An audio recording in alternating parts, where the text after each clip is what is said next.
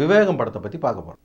விவேகம் இந்த படத்துடைய கதையை பற்றி பார்த்தோம்னா, கதைன்னு எதை சொல்கிறது?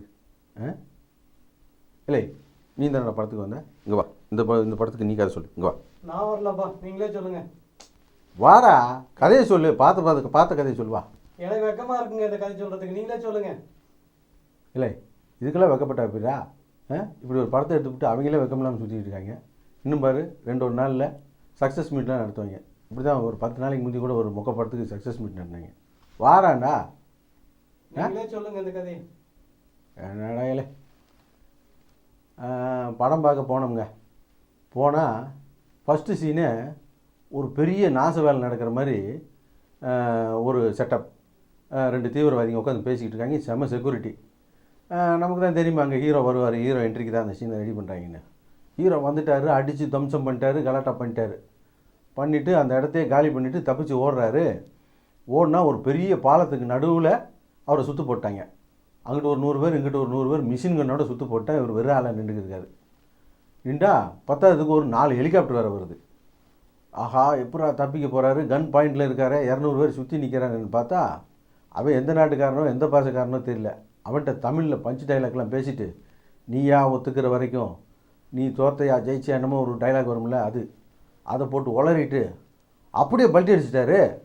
பாலத்து மேலேருந்து பல்ட்டி அடித்தா இவங்க சுட வேணாமா சடச்சடன்னு. ஒரு வேலையும் சுடலை. அவர் பல்ட்டி அடித்து கீழே போய்கிட்டு இருக்காரு. என்னடா கீழே போயிட்டானேன்னு வந்து எட்டி பார்க்குறாங்க. எட்டி பார்க்குறவங்கள போகிற இவர் சுட்டுக்கிட்டு இருக்காரு. அவன் செத்து போயிட்டான். இப்படி ஒரு கேவலமான ஒரு லாஜிக்கே இல்லாத ஒரு சீனை வச்சு படத்தை ஆரம்பித்தாங்க. ஒரு சில படங்கள்லாம் பார்த்து படம் முடிகிற வரைக்கும் நம்ம நம்பிக்கையோடு உட்காந்துருப்போம், படத்தில் ஏதாவது விஷயம் இருக்குன்ட்டு.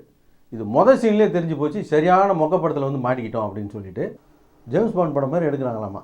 ஜேம்ஸ் பாண்ட் படத்தெல்லாம் பார்த்தீங்கன்னா ஃபஸ்ட்டு சீனு ஜேம்ஸ் பாண்ட் ஒரு கலக்குவார். அதுக்கப்புறம் ஒரு டைட்டில் சாங் போடுவாங்க. அந்த சாங்கில் வந்து லேடிஸ்லாம் வந்து ஆடுவாங்க. கன்னெல்லாம் அப்படி ஸ்லோ மோஷனில் போகும். சிஜியில் நல்லா பண்ணியிருப்பாங்க. டீனா டர்னரை பாட விடுவாங்க. அந்த மாதிரி இவங்க என்னமோ ஒரு பெரிய கலக்கலான சீனை எடுத்துகிட்ட மாதிரி அடுத்து ஒரு லேடி வாய்ஸில் ஒரு பாட்டு, அதே ஜேம்ஸ் பாண்ட் படத்தில் மாதிரி ஒரு விஷுவல் போட்டு பண்ணிட்டாங்க. அது முடிஞ்சதுக்கப்புறம் பார்த்தீங்கன்னா மிஷன் இம்பாசிபிளில் மாதிரி படம் முழுக்க இந்த டைமுக்குள்ளே இந்த வேலையை முடிக்கணும், அந்த டைமுக்குள்ளே அந்த வேலையை முடிக்கணும், முடிக்கலாம் ரொம்ப கஷ்டம், முடிச்சே ஆகணும் அப்படின்னு சொல்லி முடிச்சு விட்டாங்க. அப்புறம் பார்த்தீங்கன்னா இந்த படத்தில் மாதிரியான ஒரு மொக்க வில்லனை நான் சமீபத்தில் பார்க்கவே இல்லை. இந்த எம்ஜிஆர் படமெல்லாம் பார்த்தீங்கன்னு வச்சிங்களேன், அதில் எம்ஜிஆர் கூடவே நாகேஷோ தேங்காய் சீனிவாசனோ அல்லது ஐஸ்வர்யாலனோ இந்த மாதிரி ஆட்கள் கூடவே இருப்பாங்க. அவங்க என்ன பண்ணுவாங்கன்னா, எம்ஜிஆர் சும்மாவே தான் இருப்பார்.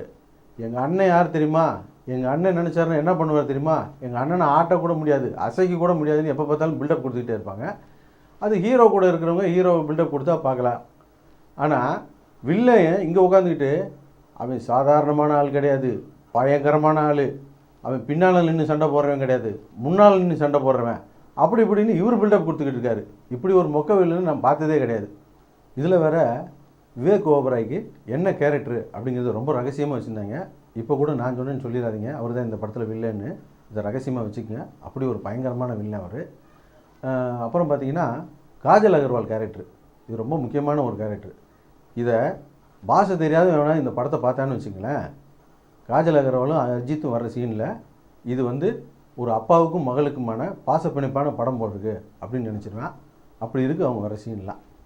படம் பார்த்திங்கன்னா விடிய காலில் 4:30 மணிக்கெல்லாம் போட்டாங்க. படம் ஓடிக்கிட்டு இருக்கு. ஒரு 5:30 மணிக்கெல்லாம் இடைவேளைக்கு கொஞ்சம் முன்னால் திரும்பி பார்த்தா பாதி பேர் கோட்டை விட்டு தூங்கிட்டு இருக்கான். இந்த அவன் தூங்குனதெல்லாம் ஒன்றும் தப்பு இல்லை. இந்த கிராமத்திலலாம் சொல்லுவாங்க, எள்ளு தான் என்னைக்கு காயுது, எலிப்புழுக்க எதுக்கு காயுதுன்னு. ஏன்னா நாங்கள் தான் விமர்சனம் பண்ணுறதுக்கு இந்த படத்தை பார்த்துக்கிட்டு இருக்கோம். மீதி பேர்லாம் ஏன் தூங்காமல் இருந்தாங்க அப்படின்னு தெரியல. ஒருவேளை அவங்க நம்மளை மாதிரி விமர்சனம் பண்ணக்கூடியவங்களே என்னமோ தெரியல. படத்தை பார்த்துட்டு தேட்டரை விட்டு வெளியே வரல, அதுக்குள்ளே ஒரு ஃபோனு, தலைவரா நாங்கள் தலை ரசிகர் பேசுகிறோம், படம் பார்த்தோம், படம் கொஞ்சம் சுமாராக தான் இருந்தது. சுமாராக இருந்ததா? இல்லை கொஞ்சம் மொக்கையாக தான் இருக்குது, அதுக்கு கொஞ்சம் பார்த்து சொல்லுன்னா தலையை கலையை கொஞ்சம் அசிங்கப்படுத்திட்டு போகிறேன், அதுக்கோசம் தான் ஃபோன் பண்ணேன். தலையை நான் ஏன் அசிங்கப்படுத்தணும், அவரே அசிங்கப்படுத்திட்டு இருக்கார் அந்த படத்தில், இதில் நான் வேறு போய் அசிங்கப்படுத்தணுமா அப்படின்னு. இல்லை கொஞ்சம் பார்த்து சொல்லுன்னு.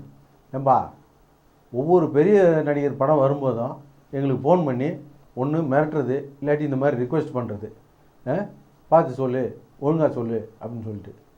படம் நடிக்கிற அவங்கக்கிட்ட போயிட்டு படம் நல்ல படமாக நடிங்க, நல்ல படமாக எடுங்க அப்படின்னு சொல்லிட்டு அங்கே சொல்கிறத விட்டுவிட்டு விமர்சனம் பண்ணுற எங்ககிட்ட வந்துக்கிட்டு பார்த்து விமர்சனம் பண்ணு, ஒழுங்காக விமர்சனம் பண்ணு அப்படிங்கிறதுல என்ன அர்த்தம் இருக்குது? இப்போது இந்த படத்தோடைய வியாபாரத்தை பற்றி பார்த்தோம்னா, இது வரைக்கும் வந்து அஜித் படத்திலே இந்த படம் தான் மிகப்பெரிய வியாபாரம் பண்ணியிருக்கு அப்படின்னு சொல்கிறாங்க. சென்னை சிட்டி மட்டும் 5 கோடி ரூபாய்க்கு போயிருக்கு, செங்கல்பட்டு 11 கோடி ரூபாய்க்கு போயிருக்கு, நார்த் ஆற்காடு 3 கோடியே 40 லட்ச ரூபாய்க்கு போயிருக்கு, சவுத் ஆற்காடு 3 கோடியே 80 லட்ச ரூபாய்க்கு போயிருக்கு, சேலம் 5 கோடியே 20 லட்ச ரூபாய்க்கு போயிருக்கு, கோவை மாவட்டம் 940க்கு போயிருக்கு, திருச்சி 6 கோடியே 20 லட்ச ரூபாய்க்கு போயிருக்கு, மதுரை 7 கோடியே 40 லட்ச ரூபாய்க்கு போயிருக்கு, திருநெல்வேலி கன்னியாகுமரி 3 கோடியே 50 லட்ச ரூபாய்க்கு போயிருக்கு. டோட்டலாக தமிழ்நாடு மட்டும் 55 கோடி ரூபாய்க்கு பிஸ்னஸ் பண்ணியிருக்கு இந்த படம். தெலுங்கு ரைட்ஸு, டப்பிங் ரைட்ஸு 5 கோடியே 50 லட்ச ரூபாய்க்கு போயிருக்கு, ஹிந்தி ரைட்ஸு 7 கோடியே 20 லட்ச ரூபாய்க்கு போயிருக்கு, கர்நாடகா 5 கோடி ரூபாய்க்கு போயிருக்கு, கேரளா 4 கோடி ரூபாய்க்கு போயிருக்கு, ஓவர்சீஸு 18 கோடியே 20 லட்ச ரூபாய்க்கு போயிருக்கு, சேட்டலைட் 22 கோடி ரூபாய்க்கு போயிருக்கு, ஆடியோ ரைட்ஸு ஒரு 2 கோடி ரூபாய்க்கு போயிருக்கு. மொத்தம் மற்ற ரைட்ஸ் எல்லாம் சேர்த்து சுமாராக ஒரு 120 கோடி ரூபாய் இந்த படம் பிஸ்னஸ் பண்ணியிருக்கு. இது வரைக்கும் வந்து அஜித் படத்திலே மிக அதிகமான வியாபாரம் ஆகிருக்கு இந்த படம். இதுக்கு முன்னால் வந்த வேதாளம் கம்மியான தயாரிப்பில் அதிகமான லாபம் கொடுத்துச்சின்னு சொல்கிறாங்க. இந்த படம் அதிகமான வியாபாரம் பண்ணியும் குறைவான லாபம் தான் கொடுத்துருக்கு அப்படின்னு சொல்கிறாங்க. இந்த படத்தை வாங்கின விநியோகஸ்தர்களுக்கெல்லாம் இந்த படம் இன்றைக்கி இருக்கிற லட்சணத்துக்கு கண்டிப்பாக நஷ்டம்தான் வரும் அப்படின்னு சொல்கிறாங்க. வழக்கமாக நஷ்டம் வந்தால் ரஜினி வீட்டுக்கு தான் போவாங்க. இந்த படத்துக்கு அஜித் வீட்டுக்கு போகிறதுக்கு நிறைய வாய்ப்பு இருக்குது அப்படின்னு சொல்கிறாங்க. மொத்தத்தில் இந்த படம் எப்படி இருக்குது அப்படின்னு கேட்டிங்கன்னா, இந்த படத்தில் அஜித் அவருக்கு என்ன வேலை கொடுத்தாங்களோ அதை சிறப்பாக செஞ்சுருக்காரு. அவரை மாதிரியே படத்தில் ஒர்க் பண்ண அத்தனை டெக்னீஷியனுமே நல்லா உழைச்சிருக்காங்க. குறிப்பாக சொல்லப்போனால் கேமரா ஒர்க் ரொம்ப நல்லா இருக்குது, ஃபைட் மாஸ்டர் நல்லா வேலை பார்த்துருக்காங்க. அதே போல் சிஜி ஒர்க்கும்